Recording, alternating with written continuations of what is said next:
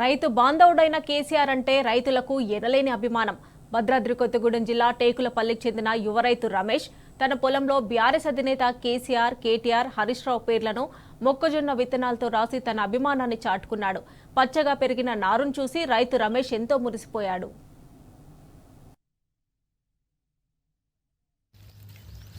10 ఏళ్ల పాలనలో రైతు బంధు ఇచ్చారు మాకు.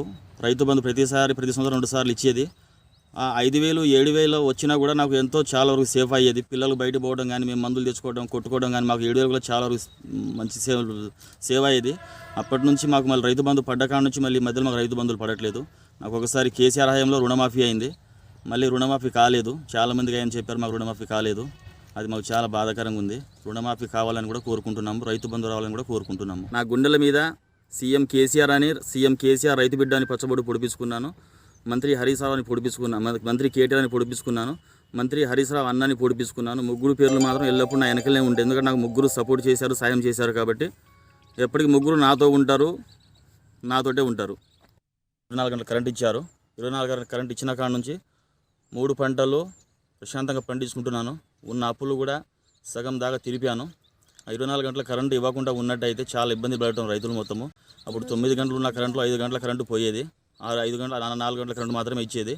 24 గంటల కరెంట్ ఇచ్చిన కాడ నుంచి మనసు పూర్తిగా పండించుకుంటున్నాము.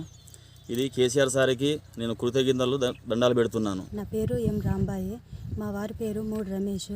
మేము కొంతకాలంగా వ్యవసాయం చేసుకుంటూ జీవిస్తున్నాము. కష్టాలు నష్టాలు వచ్చాయి.